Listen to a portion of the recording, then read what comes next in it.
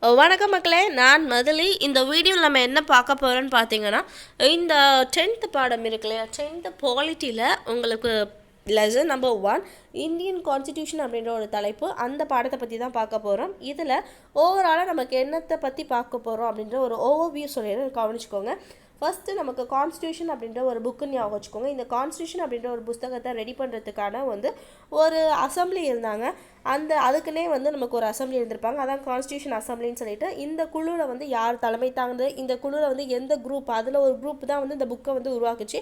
அந்த புக்கை உருவாக்கின போது அதோட தலைமையாக யார் இருந்திருப்பாங்க, அதில் எத்தனை மெம்பர்ஸ் இருந்திருப்பாங்க, அப்புறம் இந்த புக்கில் நமக்கு உருவாக்குறதுக்கு இவங்க இந்த குரூப் இருக்காங்களா கான்ஸ்டியூஷன் அசம்பிளி, இந்த அசம்பிளி ஃபுல்லாக எத்தனை தாட்டி மீட்டிங்கில் உட்காந்துருப்பாங்க, எத்தனை நாள் ஸ்பெண்ட் பண்ணியிருக்காங்க, எவ்வளோ நாடுகள்லேருந்து அவங்களுக்கு அந்த இன்ஃபர்மேஷன்ஸ் கேதர் பண்ணியிருப்பாங்க, எவ்வளோ லட்சங்கள் செலவு பண்ணியிருப்பாங்க.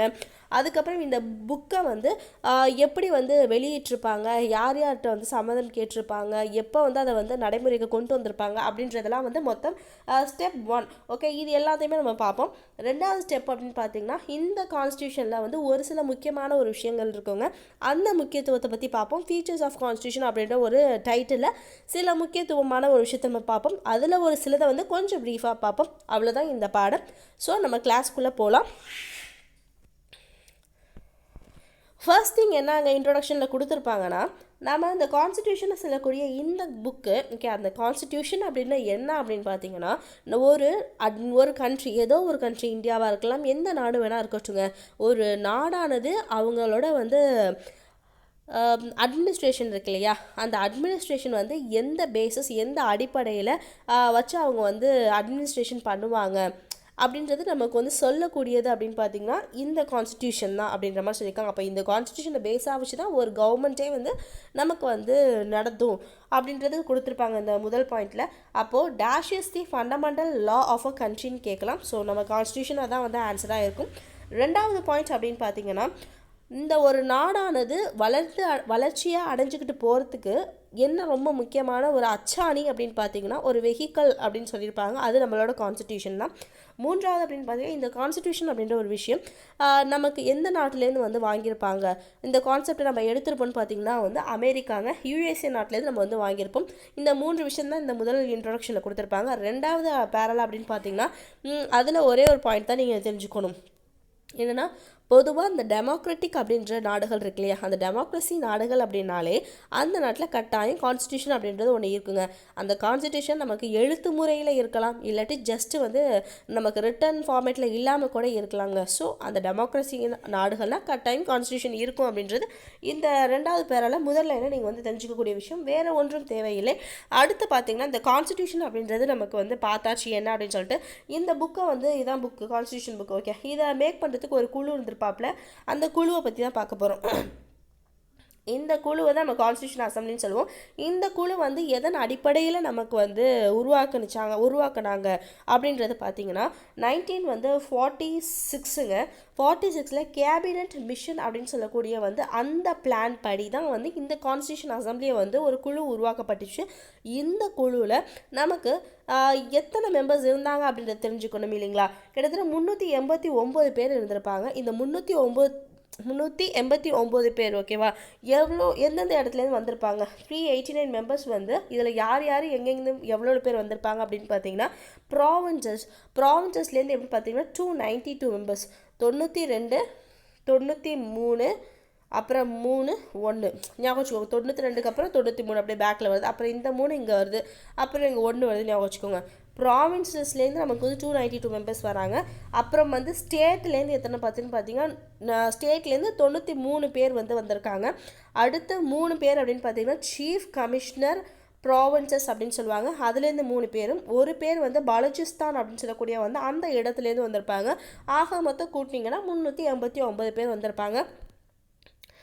அடுத்து இந்த கான்ஸ்டியூஷன் அசம்பிளி ஆனது அவங்க எப்போ முதல் தடவை மீட் பண்ணியிருப்பாங்க, தன்னுடைய மீட்டிங் ஸ்டார்ட் பண்ணியிருப்பாங்க அப்படின்னு பார்த்தீங்கன்னா டிசம்பர் மாதம் 9ஆம் தேதி 1946ல் அவங்க தன்னுடைய முதல் மீட்டிங் ஸ்டார்ட் பண்ணியிருப்பாங்க. அடுத்து இதோட தலைமைங்க, ஓகே, இவங்க மீட் பண்ணிட்டாங்க, சரி இதில் எத்தனை பேர் இருக்காங்க, சரி இது எல்லாமே நம்ம பார்த்துட்டோம் இல்லைங்களா. இப்போது இந்த மீட்டிங்கோட தலைவர் யார்? 389 பேர் இருப்பா உட்கார்ந்துருக்காங்க. இதோட தலைமை யாராக இருப்பாங்கன்னு பார்த்தீங்கன்னா டாக்டர் வந்து சச்சிதானந்த சின்ஹா அப்படின்ற ஒருத்தர் வந்து இருந்திருப்பார். அந்த ப்ராசஸ் நடந்துட்டு இருக்கும் போதே வந்து ஆக்சுவலி அவர் வந்து இறந்து போயிருப்பார். ஸோ அவரோட பிளேஸில் இன்னொருத்தர் வந்து நம்மளுக்கு வந்து ரீப்ளேஸ் பண்ணியிருப்பாங்க. அவர் யார் அப்படின்னு பார்த்தீங்கன்னா டாக்டர் வந்து ராஜேந்திர பிரசாத் அப்படின்னு சொல்லக்கூடிய இவர் வந்து நமக்கு டெம்ப்ரவரி பிரசிடெண்ட்டாக அங்கே பதவியில் உட்காந்துருப்பார். சரி, அதுக்கப்புறம் இவருக்கு 2 பேர் வந்து வைஸ் பிரசிடெண்ட்டாக இருந்திருப்பாங்க. அவங்க பேர் என்னென்ன அப்படின்னு பார்த்தா ஒருத்தவர் பேர் முகர்ஜிங்க, ஹெச்சி முகர்ஜி. ஓகேவா. அடுத்த விடி வந்து கிருஷ்ணமாச்சாரி அப்படின்னு சொல்லுவாங்க, கிருஷ்ணமாச்சாரி அப்படின்னு சொல்லக்கூடிய இந்த 2 பேருமே வந்து வைஸ் பிரசிடெண்ட்டாக இருப்பார். பிரசிடெண்ட் யார்? ராஜேந்திர பிரசாத் அவர்கள். இவங்க 2 பேரும் வைஸ் பிரசிடெண்ட்டாக இருந்திருப்பாங்க. நோட் பண்ணிக்கோங்க. இப்போது பிரசிடெண்ட் பார்த்தாச்சு, வைஸ் பிரசிடெண்ட் பார்த்தாச்சு. ஓகேங்க. இப்போது இந்த ஒட்டுமொத்த அசம்பிளியுமே சரி, இவ்வளோ மெம்பர்ஸ் இருந்திருக்காங்க, 389 பேர், இவ்வளோ வைஸ் பிரசிடெண்ட் 2 பேர், வைஸ் பிரசிடெண்ட் 2 பேர், இவங்க எல்லாருமே இருந்துட்டு அவங்க ஒட்டுமொத்தமாக வந்து அந்த கான்ஸ்டியூஷனை வந்து உருவாக்குறதுக்கு இதை பற்றி கலந்து பேசுகிறதுக்கு எத்தனை நாட்கள் வந்து ஆயிடுச்சு, எத்தனை வந்து செஷன் வந்து இவங்க உட்கார்ந்தாங்க அப்படின்றத பற்றி தான் பார்க்க போகிறோம். மொத்தம் 11 செஷன் வந்து இவங்க உட்காந்துருப்பாங்க. 11 செஷன் உட்காந்துருப்பாங்க. 166 நாட்கள் வந்து எடுத்திருப்பாங்க. 66 நாட்கள் வந்து அவங்க எடுத்திருப்பாங்க அதை கம்ப்ளீட் பண்ணி முடிக்கிறதுக்கு. எத்தனை வந்து திருத்தங்கள் பண்ணியிருப்பாங்க, அதாவது அமெண்ட்மெண்ட்ஸ் வந்து பண்ணியிருப்பாங்க அப்படின்னு பார்த்தீங்கன்னா 24 மணி நேரமும் அமெண்ட்மெண்ட் பண்ணியிருப்பாங்க அப்படின்றது ஞாபகம் வச்சுக்கோங்க. ஜஸ்ட் ஹிண்ட்டு 2473 இவ்வளோ வந்து அமெண்ட்மெண்ட்ஸ் வந்து அவங்க வந்து பண்ணியிருக்காங்க. ஸோ இது ரொம்ப முக்கியமானது, நல்லா நோட் பண்ணிக்கோங்க. அடுத்து என்ன அப்படின்னு பார்த்தீங்கன்னா இந்த இதில் நமக்கு டிராஃப்டிங் கமிட்டி, இந்த கான்ஸ்டியூஷன் அசம்பிளிலேயே வந்து டிராஃப்டிங் கமிட்டி அப்படின்ற ஒருத்தவங்க இருப்பாங்க. ஓகேவா.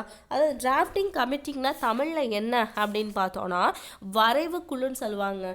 ஓகேவா. அந்த நம்மளோட கான்ஸ்டியூஷனுக்கு வந்து ஒரு ஓவராலாக நம்மளுக்கு வந்து ஒரு சாம்பிள் மாதிரி க்ரியேட் பண்ணுறது அப்படி தான். ஓகே. அந்த வரைவுக்குள்ளோட வந்து தலைவர் யார் அப்படின்னு பார்த்தீங்கன்னா நம்மளோட வந்து டாக்டர் B.R. அம்பேத்கர் அவர்கள் தான் வந்து அதோட தலைவராக இருந்திருப்பார். இவரை தான் வந்து கான்ஸ்டிடியூஷன் ஆஃப் இந்தியாவோடைய வந்து ஃபாதர் அப்படின்ற மாதிரி நம்ம வந்து சொல்லுவோம்.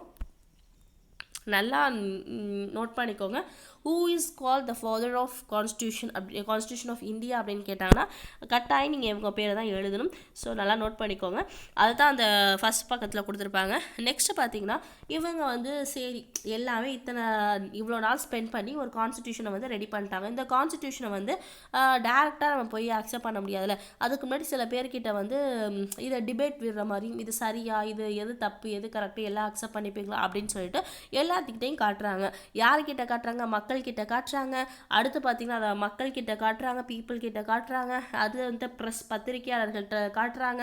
அடுத்து யார்ட்டுன்னு பார்த்தீங்கன்னா நமக்கு ஒவ்வொரு ப்ராவின்ஸில் இருக்கக்கூடிய வந்து இந்த லெஜிஸ்லேச்சர்ட்டு நான் வந்து இந்த மாதிரி கான்ஸ்டியூஷன் போட்டிருக்கேன்ப்பா, இது பாருங்கப்பா எப்படி இருக்குது அப்படின்ற மாதிரி காட்டுறாங்க. எல்லாரும் வந்து ஒரு கலந்த ஒரு ஆலோசனை பண்ணிவிட்டு கடைசியாக வந்து அதை எப்போ வந்து அடாப்ட் பண்ணாங்க அப்படின்னு பார்த்தீங்கன்னா அடாப்ட் அப்படின்றதுக்கு அவங்க என்ன அர்த்தம் தமிழில் ஏற்றுக்கொள்ளுதல். அந்த கான்ஸ்டியூஷனை நம்ம ஓகேப்பா நம்ம ஏற்றுக்கலாம்ப்பா அப்படின்னு சொல்லிட்டு ஒரு என்னைக்கு சொன்னாங்கன்னா நவம்பர் மாதம் 26ஆம் தேதி 1949ங்க.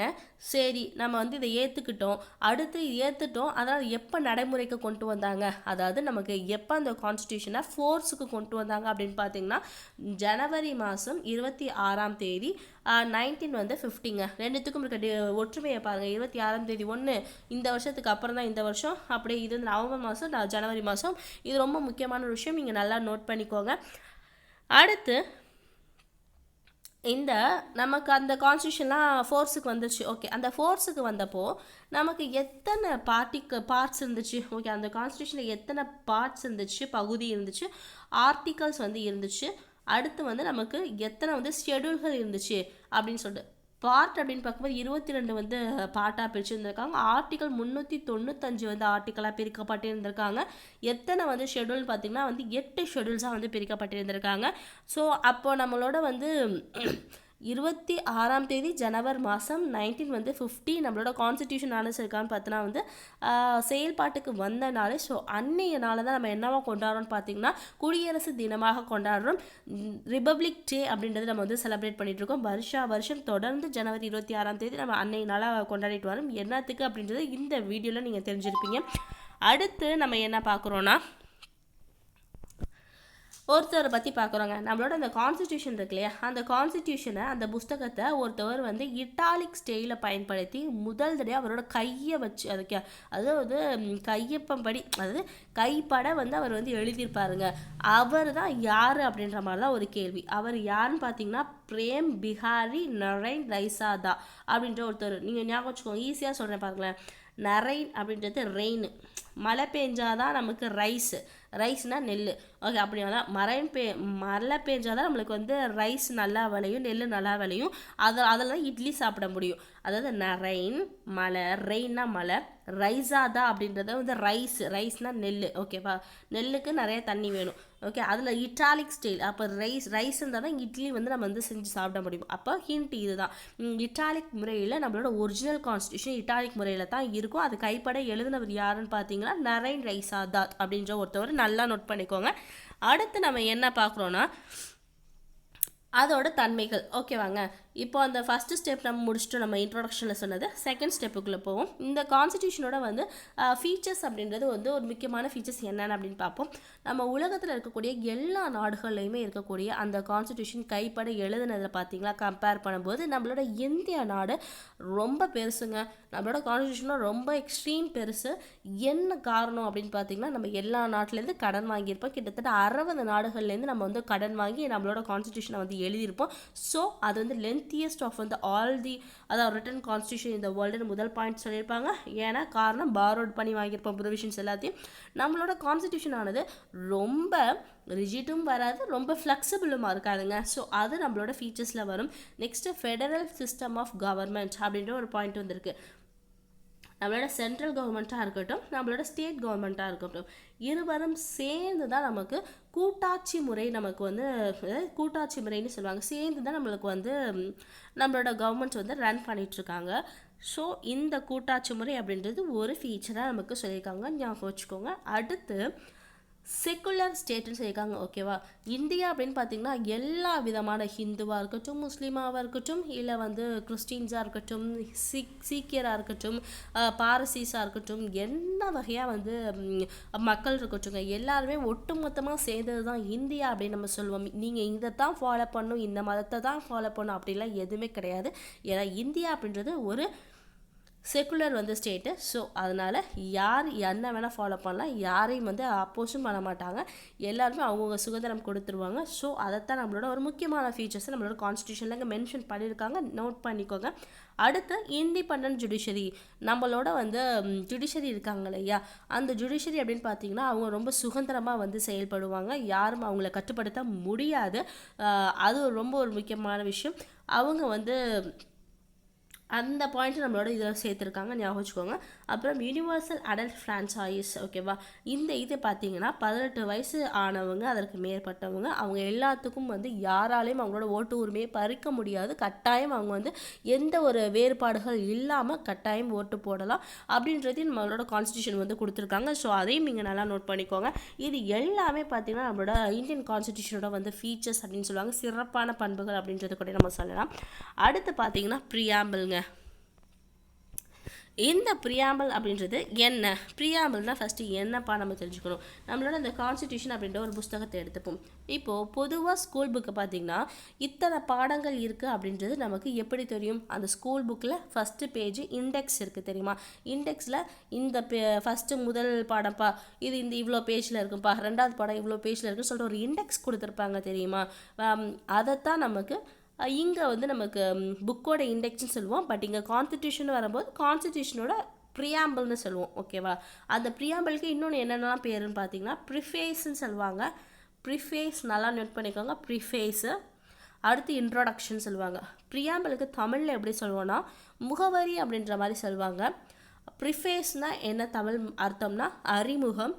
இன்ட்ரோடக்ஷன்னா தமிழ் அர்த்தம் முன்னுரை அப்படின்னு சொல்லுவாங்க. ஓகேவாங்க, அப்போது அது என்ன மாதிரியான சொல்லுவாங்கன்றதை ஞாபகம் வச்சுக்கோங்க.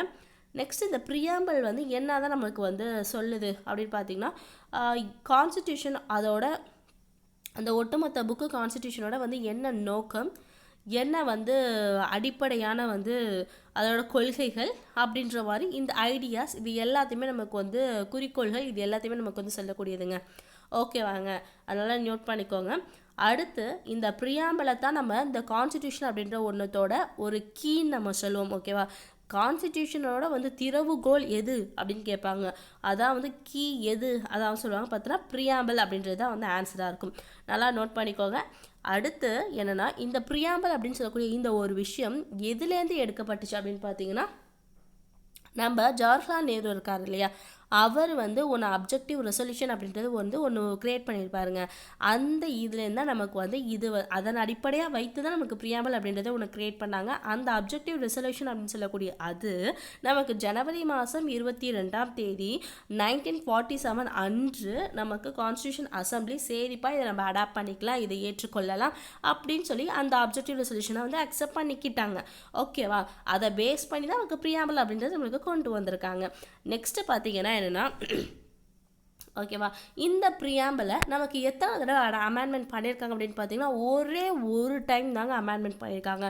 அந்த ஒரு டைம் எப்போ அப்படின்னு பார்த்தீங்கன்னா, 42வது கான்ஸ்டிடியூஷனல் அமெண்ட்மெண்ட் ஆக்ட் எந்த வருஷம் 1976ங்க. இது ரொம்ப ரொம்ப முக்கியமான ஒரு வருஷம், முக்கியமான அமெண்ட்மெண்ட்டு. இந்த அமெண்ட்மெண்ட்டு இந்த வருஷம் நம்ம என்ன சொல்லுவாங்க பார்த்தீங்கன்னா, மினி கான்ஸ்டிடியூஷன்னே சொல்லுவாங்க. ஏன்னா கிட்டத்தட்ட இதில் அவ்வளோ நிறைய மாற்றங்கள் கொண்டு வந்துட்டாங்க. கிட்டத்தட்ட பாதி கான்ஸ்டிடியூஷனில் இருக்கக்கூடிய பாதி வந்து இதில் தான் நமக்கு கொண்டு வந்திருப்பாங்கன்னு கூட சொல்லலாம். ஸோ அதனால் இது ரொம்ப முக்கியமானது, ஞாபகம் வச்சுக்கோங்க. அதான் அந்த வருஷத்தில் நமக்கு ப்ரியாம்பிளை வந்து அமெண்ட்மெண்ட் பண்ணி மொத்தம் 3 வார்த்தைகள் நம்மளுக்கு வந்து ஆட் பண்ணியிருப்பாங்க. அந்த 3 வார்த்தைகள் என்ன அப்படின்றத பார்க்கலாம். Socialistic, secular, integrity. நான் ஹிண்ட்டு சொல்ல பாருங்க. எஸ் ஓய் அப்படின்னு நம்ம சொல்லுவோம் இல்லையா, ஒரு சவுண்டு கொடுப்போம் இல்லைங்களா, ஓய். அதான் அப்படின்னா சோஷியலிஸ்டிக்ஸ் ஆர்டர் ஞாபகம், சோஷியலிஸ்டிக், செக்குலரு, எஸ்இ. ஓகேவா, ஐனா இன்டெகிரிட்டி. இந்த வார்த்தை 3 வார்த்தையும் நமக்கு வந்து அன்னைக்கு அதில் வந்து நமக்கு வந்து அமெண்ட்மெண்ட் பண்ணி ப்ரியாம்பிளில் ஆட் பண்ணியிருக்காங்க. ஓகேவாங்க. அடுத்து இந்த ப்ரியாம்பிள் அப்படின்னு பார்க்கும்போது ஃபஸ்ட் இந்த ப்ரியாம்பிளில் நமக்கு என்ன எழுதியிருக்கும் அப்படின்னு பார்த்தீங்கன்னா, we the people of India அப்படின்னு சொல்லிட்டு எழுதியிருப்பாங்க. அப்படின்னா இந்திய மக்களாகிய அது நாம் அப்படின்ற மாதிரி நமக்கு எழுதியிருப்பாங்க. அதுலேருந்து நமக்கு என்ன தெரியுதுன்னா, இந்த கான்ஸ்டிடியூஷன் அப்படின்ற ஒரு புக்குக்கு சோர்ஸு, அத்தாரிட்டி எல்லாமே ஒரு ஆதாரம்னு பார்த்திங்கன்னா அது யாருப்பா அப்படின்னு பார்த்தோன்னா மக்களாகிய நாம தான் அப்படின்றது நம்ம சொல்லலாமுங்க. ஓகேவா, அது ரொம்ப முக்கியமான ஒரு வரி, நல்லா ஞாபகம் வச்சுக்கோங்க. நெக்ஸ்ட்டு இந்த ப்ரியாம்பிள் இருக்கு இல்லையா, இந்த ப்ரியாம்பிள் மூலம் நம்ம கான்ஸ்டிடியூஷனில் வந்து எப்படி சொல்கிறாங்க, இந்தியானா என்ன அப்படின்ற மாதிரி சொல்லியிருக்காங்க. Sovereign, socialistic, secular, democratic, republic. ஓகேவா, sovereign, socialistic, secular, democratic, republic. நான் 2 தடவை சொல்கிறேன், ஏன்னா இது ரொம்ப முக்கியமானது. இதோட ஆர்டர் நல்லா ஞாபகம் வச்சுக்கோங்க. அடுத்து நம்ம ப்ரியாம்பிளோட வந்து எய்ம் என்ன அப்படின்னு பார்த்தோன்னா, நமக்கு வந்து சமுதாயம் ரீதியாகவும் இருக்கட்டும், பொருளாதார ரீதியாகவும் இருக்கட்டும், நமக்கு வந்து அரசியல் ரீதியாக இருக்கட்டும், நமக்கு எல்லாத்துக்குமே நீதி அப்படின்றது வந்து எல்லாத்துக்குமே எல்லாமே ஈக்குவலாக கிடைக்கணும் அப்படின்ற ஒரு நோக்கம் தாங்க இதோட வந்து ஒரு எய்ம்னு கூட சொல்லலாம். எதோட எய்ம்னா ப்ரியாம்பிளோட எய்ம். அப்போ ப்ரியாம்பிள் அப்படின்னு பார்த்தீங்கன்னா எல்லா பாயிண்ட்டுமே இம்பார்ட்டண்டானது, எதையுமே நீங்கள் விடக்கூடாது. அடுத்து பார்க்கத்தாங்க இந்த லிபர்ட்டி, ஈக்வாலிட்டி, ஃப்ராட்டர்னிட்டின்னு சொல்லுவாங்க. இதுக்கு ஒவ்வொருத்தையும் நான் தமிழில் சொல்கிறேன் பாருங்களேன்.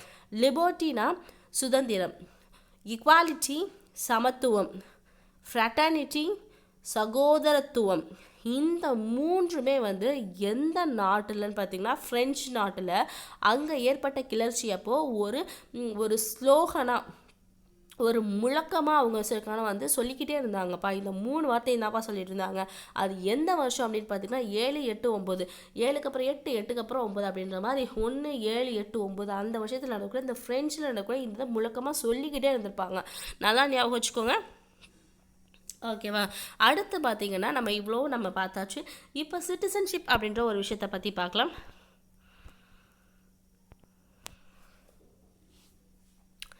சிட்டிசன்ஷிப் அப்படின்னா என்ன? இந்த சிட்டிசன்ஷிப் அப்படின்ற ஒரு வார்த்தை நம்ம லத்தீன் மொழியில் இருக்கக்கூடிய சிவிக்ஸ் அப்படின்ற ஒரு வார்த்தையிலேருந்து தான் எடுக்கப்பட்டது தான் இந்த சிட்டிசன் அப்படின்ற ஒரு வேர்டுங்க. இதுனா என்ன மீனிங் பார்த்தீங்கன்னா, அதாவது ரெசிடென்ட் ஆஃப் அ சிட்டி ஸ்டேட்டுன்னு சொல்லுவாங்க. அதாவது ஒரு நகர அரசில் வசிப்பவர் அப்படின்னு நம்ம தமிழில் சொல்லுவாங்க. ஓகேவா, இந்த இதுக்கு இதான் அர்த்தம். இப்போ நான் உங்களுக்கு ஒரு ஹிண்ட்டு சொல்கிறேன், ஞாபகம் வச்சுக்கோங்க. சிட்டிசன் சிட்டிசன் படம் பார்த்துருந்தீங்கன்னா அதில் எல்லாத்தையும் போலீஸ் எல்லா மக்களையும் லத்தியால் போட்டு அடி நவுத்தி எடுப்பாங்க பார்த்துருக்கீங்களா? ஏன்னா அந்த சிட்டிசன் யாருன்னு சொல்லணும் அப்படின்றதுக்காக. அப்போ அந்த லத்தியால் போட்டு வெளில வெளுத்திருப்பாங்க. இது லத்தி. அப்போது சிட்டிசன்றது லத்தீன் மொழியிலேருந்து எடுக்கப்பட்ட ஒரு வார்த்தை அப்படின்றத நல்லா ஞாபகம் வச்சுக்கோங்க. நெக்ஸ்ட்டு இந்த கான்ஸ்டிடியூஷன் இருக்கு இல்லையா, அந்த கான்ஸ்டிடியூஷன் வந்து நமக்கு இந்த சிட்டிசன்ஷிப்பில் எந்த பகுதியில் கொடுத்துருக்காங்க பார்த்தீங்கன்னா, பகுதி வந்து 2ங்க.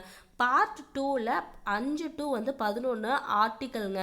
இந்த ஆர்டிக்கல் ஃபுல்லாகவே நமக்கு சிட்டிசன்ஷிப்பை சொல்லக்கூடியது. அதை நல்லா நோட் பண்ணிக்கோங்க எந்த ஆர்டிக்கல்னு சொல்லிட்டு. நம்மளோட கான்ஸ்டிடியூஷனில் முதல்ல இந்த சிட்டிசன்ஷிப் வந்து ஒட்டுமொத்த வந்து இந்தியாவுக்குமே சரி எல்லாத்துக்குமே ஒரே வகையான சிட்டிசன்ஷிப் தான், ஒரே மாதிரியான சிட்டிசன்ஷிப் தான். சிங்கிள் சிட்டிசன்ஷிப்பு, யூனிஃபார்ம் சிட்டிசன்ஷிப்பை நீங்கள் ஞாபகம் வச்சுக்கணும். இப்போ அமெரிக்கா நாடெல்லாம் எடுத்திங்கன்னா அவங்களுக்கு யூனியன் அளவு, அதாவது சென்ட்ரல் கவர்மெண்ட்டு அவங்களோட ஸ்டேட்டு தனித்தனி 2 சிட்டிசன்ஷிப் இருக்கும். பட் இந்தியான்னு பார்க்கும்போது ஒன்று தான் இருக்கும். நீங்கள் நல்லா நோட்டீஸ் பண்ணிக்கோங்க. இந்த சிட்டிசன்ஷிப் வந்து ஆக்ட் இருக்கு இல்லையா, இந்த ஆக்ட் பார்த்திங்கன்னா 1955ங்க. ஆர்டிக்கல் 11, இந்த பாயிண்ட் நான் சொல்கிறேன், பட் இது அடிஷ்னல் பாயிண்ட் நீங்கள் நோட் பண்ணிக்கோங்க. ஆர்டிக்கல் 11 படி தான் இந்த 1955 சிட்டிசன்ஷிப் ஆக்டே கொண்டு வந்திருப்பாங்க. ஓகேவா? எந்த ஆர்டிக்கல் 11 படி. நான் உங்களுக்கு சிட்டிசன்ஷிப் அப்படின்ற ஒரு தலைப்பை தனியாக எடுக்கிறேன். ஒவ்வொரு டாப்பிக்கும் நான் வந்து இன்னும் கொஞ்சம் அடிஷ்னலாக உங்களுக்கு பாயிண்ட்ஸ்லாம் வந்து இருக்குது. நான் சொல்கிறேன் எக்ஸாம் பாயிண்ட் ஆஃப் வியூவில். ஸோ நீங்கள் அதை நல்லா கவனிச்சுக்கோங்க. சரி, இந்த சிட்டிசன்ஷிப் அப்படின்றதுக்கு நம்ம போகலாம்.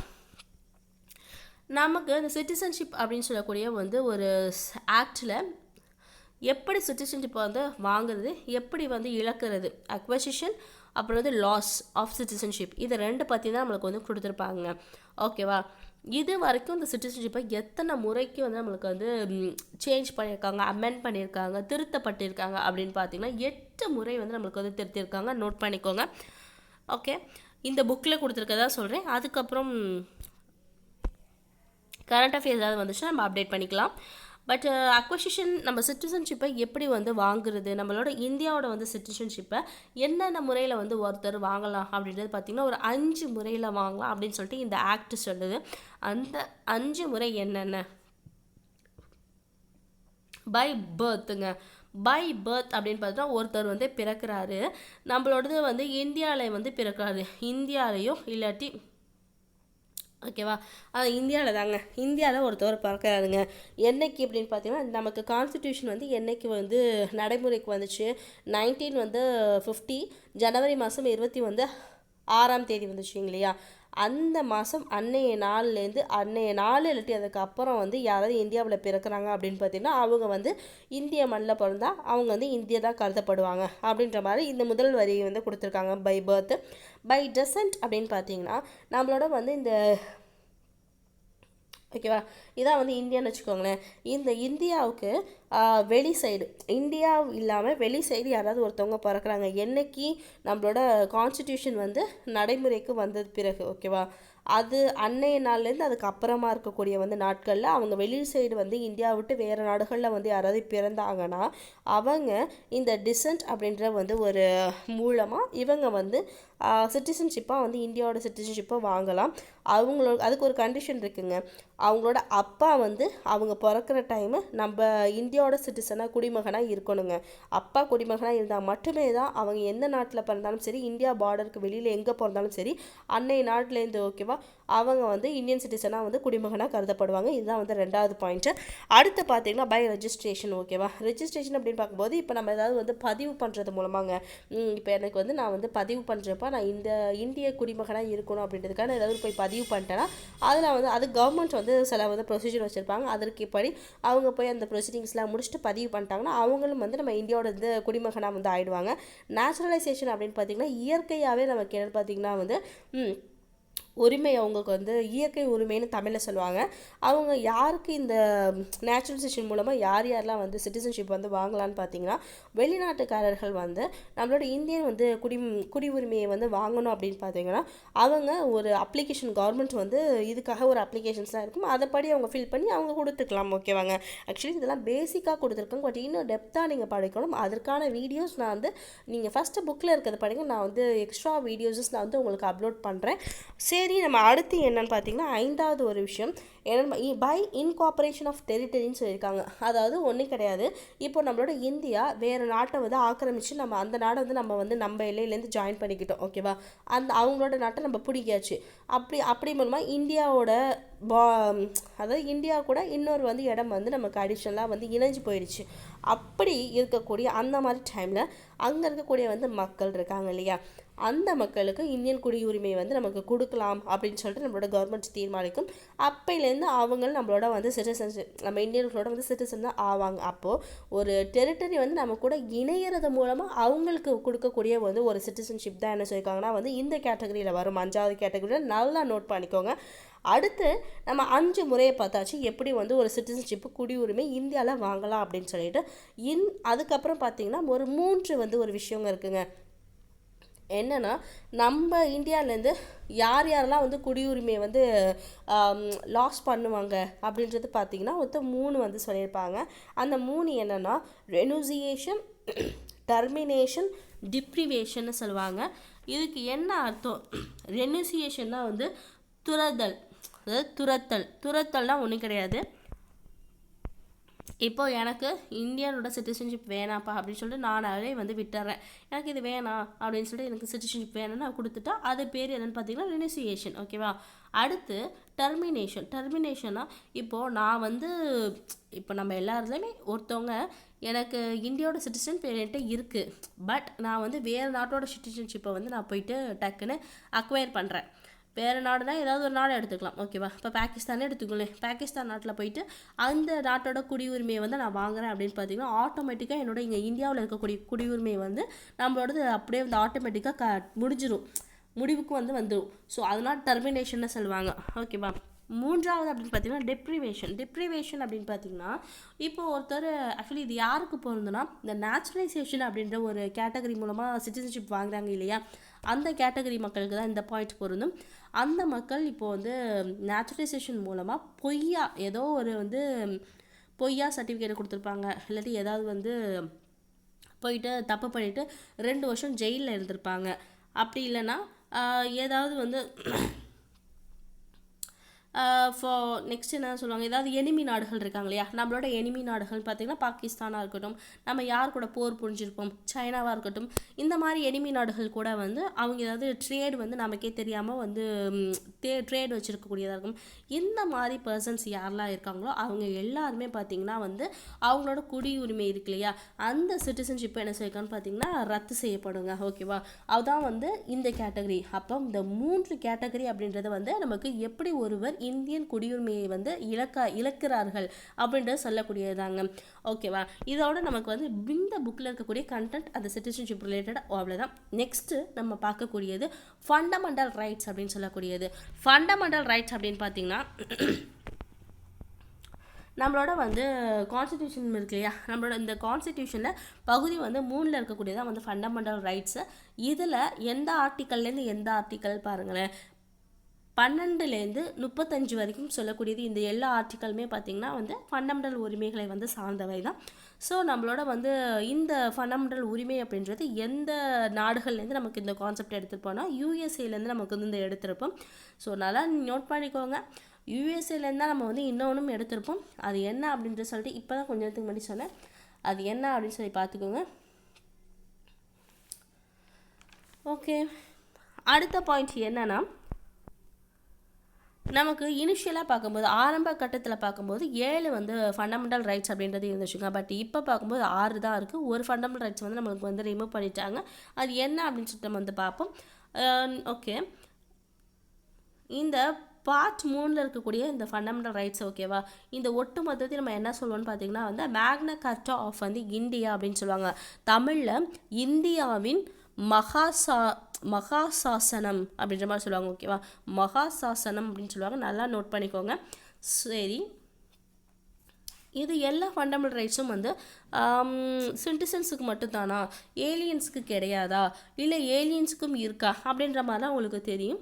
ஸோ நீங்கள் நான் தெரிஞ்சுக்கிறது என்னென்னு பார்த்தீங்கன்னா, ஃபண்டமெண்டல் ரைட்ஸ் அப்படின்னு பார்த்தீங்கன்னா எல்லா மக்களுக்குமே இருக்குது. பட் பர்டிகுலர்லி ஒரு சில ஃபண்டமெண்டல் ரைட்ஸ் வந்து நம்மளோட சிட்டிசன்ஸுக்கு மட்டுமே தான் பொருந்தும். அது என்ன அப்படின்றது நான் வந்து உங்களுக்கு ப்ரீஃபாக நான் இன்னொரு வீடியோ நான் சொல்கிறேன். ஸோ இந்த கண்டென்ட்டை மட்டும் வந்து பார்ப்போம். ஆர்டிக்கல் 32 அப்படின்றது ரொம்ப முக்கியமான வந்து ஒரு ஆர்டிக்கல். ஏன்னா இந்த ஆர்டிக்கல் வந்து நம்மளோட மக்களோட உரிமையை வந்து நம்ம காப்பாற்றப்படுது. நம்மளோட சுப்ரீம் கோர்ட்டாக இருக்கட்டும், இப்போ எந்த நம்ம இந்திய ஜுடிஷரி வந்து நம்மளோட மக்கள் உரிமையை காப்பாற்றுறதுக்காக வச்சுருக்கக்கூடிய ஒரு ஆர்டிக்கல் தாங்க. அதாவது இப்போது நம்மளோட கவர்மெண்ட்டாக இருக்கட்டும், யாரோ எதுனாலும் சரியா, அவங்க என்ன பண்ணுறாங்கன்னா ஒரு சில ஆக்ட்ஸ் கொண்டு வராங்க. ஓகேவா, அந்த ஆக்ட் வந்து நம்மளோட வந்து உரிமைகளை வந்து நம்மளோட அந்த இடத்துல ஸ்டாப் பண்ணுது, ஏதாவது நம்ம உரிமைகளுக்கு வந்து தடங்களாக இருக்குது அப்படின்ற மாதிரி வந்து ஒரு கண்டிஷன் வரும்பொழுது நம்ம அந்த நேரத்தில் நம்ம வந்து சுப்ரீம் கோர்ட்டுக்கோ ஹை கோர்ட்டுக்கோ நம்ம வந்து போகும்போது இவங்க ஒரு சில வந்து கமாண்டு இல்லாட்டி வந்து அவங்க சீல் வச்சு அவங்களே வந்து ஏதாவது கமாண்டாக இருக்கட்டும், ஏதாவது ஆர்டராக இருக்கட்டும், ஏதாவது கொடுப்பாங்க, ரைட்டிங் இஷ்யூவாக கொடுப்பாங்க, இல்லாட்டி ஏதாவது அப்படியாவது கொடுப்பாங்க. அந்த மாதிரி கொடுக்கக்கூடியதை வச்சு இவங்களோட செயல்களை வந்து இந்த ஆக்டை வந்து நம்ம அப்படியே ஸ்டாப் பண்ணிடலாம். ஸோ அதுக்காக யூஸ் பண்ணுறதுக்கு தான் நமக்கு வந்து இந்த ஹை கோர்ட்டும் நம்ம சுப்ரீம் கோர்ட்டும் சேர்ந்து ஒரு 5 வந்து ரெட் பெட்டிஷன் அப்படின்றது நமக்கு கொடுப்பாங்க. அந்த 5 ரெட் பெட்டிஷன் பற்றி தான் நம்ம பார்க்க போகிறோம். அந்த 5 என்ன அப்படின்னு பார்த்தீங்கன்னா, முதல் விஷயம், ஓகே, அந்த 5 பார்க்கறதுக்கு முன்னாடி ஒரு சில பாயிண்ட் கொடுத்துருக்காங்க பாருங்களேன். இதனாலங்க அப்போ நம்மளோட வந்து அவங்க தடுக்கிறாங்க, நம்மளோட உரிமைகளை காப்பாற்றுறாங்க. ஸோ அதனால் இந்த ஆர்டிக்கலை தான் நம்ம என்ன சொல்லுவாங்க பார்த்தோன்னா, கார்டியன் ஆஃப் வந்து கான்ஸ்டிடியூஷன் அப்படின்னு சொல்லிட்டு யாரை சொல்லுவாங்கன்னா சுப்ரீம் கோர்ட்டை சொல்லுவாங்க. அது மட்டும் இல்லாமல் இந்த ஆர்டிக்கலை நம்மளோட டாக்டர் அம்பேத்கர் அவர்கள் என்ன சொல்லியிருக்காங்கன்னா, ஆர்டிக்கல் 32 அப்படின்றது வந்து heart and soul of constitution, இதயம் மற்றும் ஆத்மா அப்படின்ற மாதிரி நமக்கு சொல்லியிருக்காங்க. யாரும் அம்பேத்கர் சொல்லியிருக்காங்க. அந்த 5 என்ன ரெட் பெட்டிஷன் அப்படின்னு பார்த்தீங்கன்னா, ஹேபியஸ் கார்பஸ், மேண்டமஸ், ப்ராஹிபிஷன்ஸ், சர்டரியரி, கியோ வாரண்டோ இப்படின்னு சொல்லிட்டு 5 வகையாக பிரிச்சுருக்காங்க. ஹேபியஸ் கார்பஸ் அப்படின்னு பார்த்தீங்கன்னா ஒன்றும் கிடையாது, ஒருத்தவங்களை வந்து சட்டத்துக்கு மாறா, சட்டத்துக்கு முரம்பா யாரையாவது கைது செய்து வச்சுருக்காங்க, ஓகே, இல்லீகலாக அரெஸ்ட் பண்ணியிருக்காங்க அப்படின்ற ஒருத்தவங்களை வந்து பாதுகாக்கணும் அப்படின்னா நம்ம ஹேபியஸ் கார்பஸ் அப்படின்றது வந்து போடலாங்க.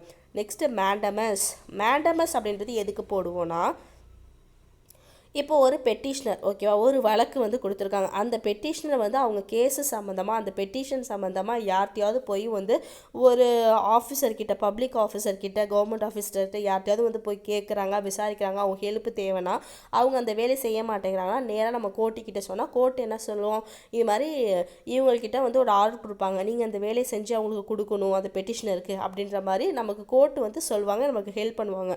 அந்த இதுக்காக போடக்கூடியதான் மேண்டமஸ்ன்னு சொல்லுவோம். அடுத்து பார்த்தா ப்ராஹிபிஷன். இந்த ப்ராஹிபிஷன் அப்படின்றது என்னென்னா, நமக்கு ஒரு சப்பார்டினேட் கோர்ட்டுங்க, ஓகேவா, சப்பார்டினேட்ஸ் கோர்ட் இருக்குல்லையா, ஹைகோர்ட், சுப்ரீம் கோர்ட்டு கீழே நிறைய கோர்ட்டுகள் இருக்குது, டிஸ்ட்ரிக்ட் கோர்ட்டாக இருக்கட்டும், இந்த சப்பார்டினேட் கோர்ட்டுன்னு சொல்லும் இல்லைங்களா, அந்த கோர்ட் எல்லாமே அவங்களோட எல்லைகளை தாண்டி அவங்க ஏதாவது வந்து ஆக்ட் பண்ணாங்கன்னா, ஓகேவா, அந்த மாதிரி டைமில் இதை வந்து நீங்கள் அப்படியே ஸ்டாப் பண்ணுங்கள், இது உங்களோட ஜுரிடிக்ஷன்ஸ் கிடையாது, ஸோ நீங்கள் உங்கள் ஜுரிடிக்ஷன்ஸுக்குள்ளேயே நீங்கள் வந்து ஆக்ட் பண்ணால் போதும் அப்படின்ற மாதிரி நமக்கு சொல்லக்கூடியதான் ப்ராஹிபிஷன்ஸ் அப்படின்னு சொல்லிட்டு நமக்கு அப்படியே தடுத்துருவாங்க, ஓகேவா, அதுக்காக போடக்கூடிய பெட்டிஷன் தான் ப்ராஹிபிஷன். அடுத்து சர்டரியோரி அப்படின்னு சொல்லுவாங்க.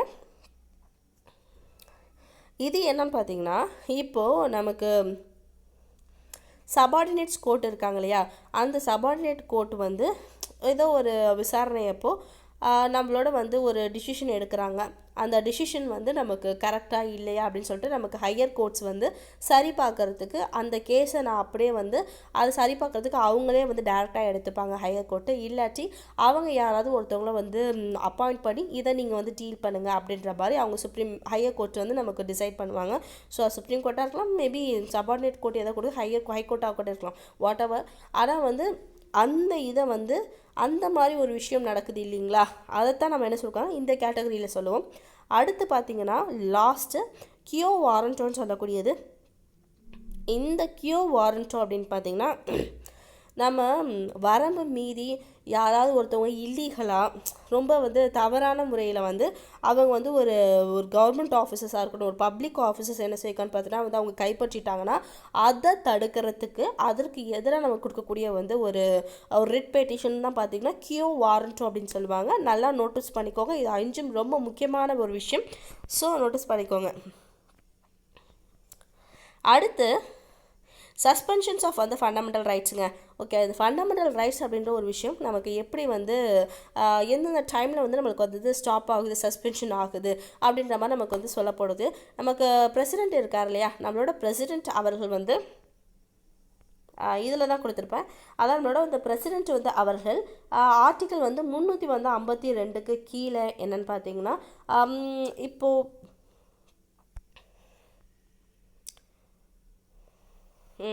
அவர் வந்து இப்போ வந்து அந்த ஆர்டிக்கல் படி ஒரு எமர்ஜென்சிஸ் வந்து விடுறாரு. விடும் பொழுது நமக்கு என்ன ஆர்டிக்கல் அங்கே நமக்கு வந்து ஸ்டாப் ஆகுது, சஸ்பெண்ட் ஆகுதுன்னு பார்த்தீங்கன்னா ஆர்டிக்கல் 19க்கு கீழே இருக்கக்கூடிய வந்து அந்த ஆர்டிகல்ஸ் எல்லாமே வந்து அப்படியே வந்து நம்மளுக்கு வந்து சஸ்பெண்ட் ஆகிடும். எந்த ஆர்டிக்கல் 2 ஆர்டிக்கல் 20, 21 அப்படின்னு சொல்லக்கூடிய இந்த 2 ஆர்டிக்கலுமே சரி எந்த சூழ்நிலையுமே நம்மளுக்கு வந்து சஸ்பெண்ட் ஆகாது. அந்த 20, 21 என்ன அப்படின்னு சொல்லிட்டு கீழே பார்க்கும்போது நம்ம பார்க்கலாம். நல்லா நோட்டீஸ் பண்ணிக்கோங்க, ரொம்ப முக்கியமான ஒரு விஷயம். இந்த 19 தவிர மற்ற ஆர்டிகல்ஸ் எதுவும் சஸ்பெண்ட் பண்ணணுமா, பிரசிடென்ட் பண்ணுவாரா அப்படின்னு பார்த்தீங்கன்னா அவர் பண்ணலாம். ஆனால் அதுக்கு பார்லிமெண்ட்டோட வந்து அப்ரூவல் கட்டாயம் தேவை அப்படின்றத கொடுத்துருப்பாங்க. இதில் பார்த்துக்கோங்க. அடுத்து நமக்கு ஃபண்டமெண்டல் ரைட்ஸுக்கும் டிபிஎஸ்பிக்கும் என்ன வந்து வேறுபாடு அப்படின்றத கொடுத்துருக்காங்க. ஃபண்டமெண்டல் ரைட் அப்படின்றது நமக்கு வந்து அமெரிக்கா யூஎஸ்லேருந்து நம்ம வந்து வாங்கியிருப்போம். டிபிஎஸ்பின்னு பார்த்திங்கன்னா நமக்கு வந்து அதான் வந்து ஐர்லாண்டு இருக்குல்ல, அதுலேருந்து வந்து ஐரிஷ், ஓகே, அந்த ஐர்லாண்ட்லேருந்து வந்து வாங்கியிருப்போம். அடுத்து பார்த்திங்கன்னா நமக்கு இது வந்து ஃபண்டமெண்டல் ரைட்ஸ் நம்மளோட கவர்மெண்ட் வந்து நினச்சா வந்து அதை எக்ஸ்டெண்டும் பண்ண முடியாது, அதை சுருக்கவும் முடியாது, எதுவுமே பண்ண முடியாது. ஸோ அது ஒரு ரொம்ப முக்கியமான விஷயம். அவங்க நினச்சா எதுவுமே எடுக்கவும் முடியாது. பட் டிபிஎஸ்பி அப்படின்றது வந்து கவர்மெண்ட்டுக்கு வந்து நம்ம ஒரு இன்ஸ்ட்ரக்ஷன் மாதிரி, நீங்கள் அவங்க ஸ்டேட்டுக்கு நீங்கள் ஏதாவது சட்டம் க்ரியேட் பண்ணும்போது இந்த மாதிரி பண்ணுங்கள், அந்த மாதிரி போடுங்கன்னு ஒரு இன்ஸ்ட்ரக்ஷன்ஸ் தான் கொடுக்க முடியும் நம்மளோட கவர்மெண்ட்டுக்கு. அது ஒரு டிஃப்ரென்ஸு. அடுத்து பார்த்திங்கன்னா நம்ம சட்டப்பூர்வமாக இப்போ எனக்கு ஃபண்டமெண்டல் ரைட்ஸ் வந்து நம்மளோடது வந்து ஒரு இடத்துல வந்து வயலேட் பண்ணப்பட்டுச்சுன்னா நம்ம கோர்ட்டை தேடி போய் நம்ம வந்து ப்ரொசீட் பண்ணலாங்க. ஆனால் அங்கே போயிட்டு நம்ம எதுவுமே வந்து டிபிஎஸ்பினா இப்போ இந்த கவர்மெண்ட் வந்து எனக்கு இது பண்ணல அது பண்ணலன்னா சொல்ல முடியாது. ஏன்னா அது ஜஸ்ட்டு வந்து ஒரு அட்வைசபிள் நேச்சர், அது இன்ஸ்ட்ரக்ஷன்ஸ் தான் கொடுப்பாங்க. அதை போய் நம்ம கோர்ட்லலாம் வாதாடி நமக்கு வந்து நியாயம் கிடைக்கும் அப்படிலாம் பண்ண முடியாது. ஸோ ரெண்டுத்துக்கும் டிஃப்ரென்ஸ் பார்த்துக்கோங்க. ஃபண்டமெண்டல் வந்து ரைட்ஸ் அப்படின்றது நம்ம வந்து லீகலாக வந்து நடக்கக்கூடியதுங்க, லீகல் சாங்ஷன்ஸ் இருக்குது, ஓகே. பட் டிபிஎஸ்பின்றது கவர்மெண்ட்டாக பண்ணக்கூடியது. So moral political, okay. ஒரு ஸ்டேட்டுக்கு வந்து அந்த கவர்மெண்ட்டு மாரல் வேல்யூஸோட பொலிட்டிக்கல் வேல்யூஸோட இந்த ஸ்டேட்டுக்கு இது பண்ணணும், இது படி நம்ம பண்ணணும் அப்படின்னு சொல்லிட்டு அவங்களா நினச்சி பண்ணணுங்க. ஸோ அவங்களா நினச்சா தான் பண்ண முடியும். ஏன்னா இது வந்து நமக்கு கோர்ட்டுனால நம்மளுக்கு என்ஃபோர்ஸ் பண்ண முடியாது. ஸோ ரெண்டுத்துக்கும் டிஃப்ரென்ஸ் பாருங்கள். அடுத்து ஃபண்டமெண்டல் ரைட்ஸ் அப்படின்னு பார்த்தீங்கன்னா இது மூலமாக நமக்கு என்ன ஒவ்வொருத்தவங்களோட வந்து பொலிட்டிக்கல் டெமோக்ரஸி நமக்கு வந்து ஸ்ட்ரென்தன் ஆகும். இங்கே வரும்போது என்னென்னா வந்து சமுதாய ரீதியாகவும் எக்கனாமிக்கல் ரீதியாகவும் நமக்கு வந்து இது இம்ப்ளிமெண்ட் பண்ணலாம், அது வந்து கொஞ்சம் ஸ்ட்ராங்காகும் அப்படின்ற மாதிரி சொல்லியிருக்காங்க. நோட்டீஸ் பண்ணிக்கோங்க. அடுத்து நமக்கு ஃபண்டமெண்டல் ரைட்ஸ் அப்படின்னு பார்க்கும்போது எத்தனை ரைட்ஸ் அப்படின்னு பார்த்தீங்கன்னா 12 to 35 அப்படின்ற மாதிரி பார்த்துருப்போம். இங்கே நமக்கு என்ன 14லேருந்து 32 வரைக்கும் கொடுத்துருப்பாங்க. இந்த 14 அப்படின்றத நம்ம பார்ப்போம். 14 அப்படின்றது எல்லாருமே 4 என்னப்பா, ஒரு ஸ்கொயர் எடுத்துக்கோங்க. ஒரு ஸ்கொயர்னால் இங்கிட்டு ஒரு பாயிண்ட், இங்கிட்டு ஒன்று, 3 4 இருக்குமா, 4 எட்ஜ் இருக்கும். அந்த 4த்துலேயும் பார்த்திங்கன்னா எல்லாமே ஸ்கொயரில் ஈக்குவலாக இருக்கும். அப்போது ஈக்குவாலிட்டி பிஃபோர் லா, எல்லாருமே வந்து சட்டத்துக்கு முன்னாடி நம்ம ஈக்குவலாக தான் இருக்கும். அது அடுத்து ஆர்டிக்கல் 15. இந்த 15 அப்படின்னு பார்த்திங்கன்னா 5னா இங்கே 5 இது இருக்கும் பாருங்களேன். 5 என்னென்ன, religion, race, caste, sex, place of birth, கரெக்டாக கூட்டி பாருங்களேன். 1 2 3 4 5. அப்போது இந்த 5னா அந்த 5 இது வரணும், ஓகேவா. இதை காட்டி ஒருத்தவங்கள வந்து நீ என்ன இந்த கலரில் இருக்க, நீ என்ன இந்த செக்ஸா, ஓ இந்த கேஸ்டா, ஓ இந்த ரிலிஜியனா நீ, அப்படின்ற மாதிரி தாழ்ந்து யாரையும் நம்ம வந்து தாழ்த்தி பேசக்கூடாது. ஸோ அனைவருமே வந்து ஓகேவா, சட்டத்துக்கு முன்னாடி இல்லை, நம்ம எல்லாருமே அப்படி தான் நினைக்கணும். எல்லா மதமாக இருக்கட்டும், எல்லா வந்து செக்ஸாக இருக்கட்டும், எல்லாம் வந்து எங்கேருந்து ஒருத்தவங்க வந்தாங்களா இருக்கட்டும், எல்லாருமே பார்த்திங்கன்னா சமம் சமம் சமம் ஓகேவா. சட்டத்துக்கு முன்னாடியும் சரி, நம்ம மனசுலையும் அப்படி தாங்க நினைக்கணும். அதான் வந்து இந்த ஆர்டிகல் 15 கொடுத்துருக்காங்க. ஆர்டிகல் 16 அப்படின்னு பார்த்தீங்கன்னா 16 ஆறுன்னு பார்த்தீங்கன்னா 6 அறிவு இருந்தால் தான்ப்பா உனக்கு, அறிவுன்னு ஒன்று இருந்தால் தான் உனக்கு வேலைன்றது ஒன்று கிடைக்கும் அப்படின்ற மாதிரி 6 அறிவு வேலை ஓகேவா. அப்படிப்பா ஞாபகம் வச்சுக்கோங்க. 6னா எம்ப்ளாய்மெண்ட் ஆப்பர்ச்சுனிட்டிஸுங்க ஓகே. கவர்மெண்ட்டில் நமக்கு வந்து வேலை கிடைக்கணும், அதுக்கு எல்லாத்துக்குமே சரிசமமாக வந்து வேலை கொடுப்பாங்க ஓகேவா. அதான் வந்து இதில் 16 கொடுத்துருக்காங்க. 17 அப்படின்னு பார்த்தீங்கன்னா அன்டச்சபிலிட்டி. ஹிண்ட்டு சொல்கிறேன், ஞாபகம் வச்சுக்கோங்க. 8 அதான் வந்து ஓகே நல்லா வச்சுக்கோங்க. 17 அன்டச்சபிலிட்டினா பார்த்தீங்கன்னா வந்து 7 ஜென்மத்துக்கும் வந்து என்னை டச் பண்ணாமல் பேசுப்பா, என்னை தொட்டு பேசினாலே பிடிக்காதுப்பா. 7 நமக்கு ஒரு மனுஷன் எத்தனை ஜென்மம் எடுப்பான், 7 ஜென்மம் எடுப்பாங்க அப்படின்ற மாதிரி சொல்லியிருப்பாங்க. 7 ஜென்மத்துலேயுமே நீ தொடாமல் பேசணும்ப்பா அப்படின்ற மாதிரி அன்டச்சபிலிட்டி டச் ஓகேவா அப்படின்னு வச்சுக்கோங்க. 17 அன்டச்சபிலிட்டி. ஆர்டிகல் 18 அப்படின்னு பார்த்தீங்கன்னா 8. இப்போது நம்ம வந்து ஒரு வண்டி ஓட்டினா 8 போட்டால் நமக்கு வந்து என்ன கொடுப்பாங்க, ஒரு டைட்டில் கொடுப்பாங்க. உனக்கு இந்தாப்பா டிரைவிங் லைசன்ஸ் அப்படின்ற சொல்லிட்டு ஒரு டைட்டில் கொடுப்பாங்க ஓகே. 8 போட்டால் நமக்கு டைட்டில் தருவாங்க, 8 போட்டால் title.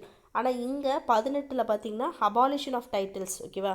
Abolition of titles, military வந்து டைட்டில்ஸு, அகாடமிக் டைட்டில்ஸ் எல்லாத்தையுமே வந்து நமக்கு வந்து அழிச்சிடுவாங்க. அடுத்து 19 அப்படின்னு பார்த்தீங்கன்னா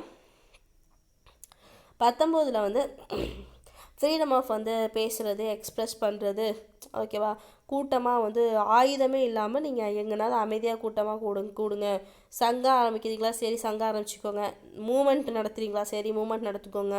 எங்கேயாவது போய் இந்தியாவில் எந்த இடத்துல வேணாலும் தங்குறதுக்கு உங்களுக்கு உரிமை இருக்குது, எங்கே வேணாலும் வேலை பார்க்குறதுக்கு உங்களுக்கு உரிமை இருக்குது. இது எல்லாமே நமக்கு வந்து சொல்லக்கூடியது வந்து ஆர்டிக்கல் வந்து 19ங்க. அடுத்து வந்து ஆர்டிக்கல் வந்து 20 அப்படின்னு பார்த்தீங்கன்னா ஒருத்தரோட வந்து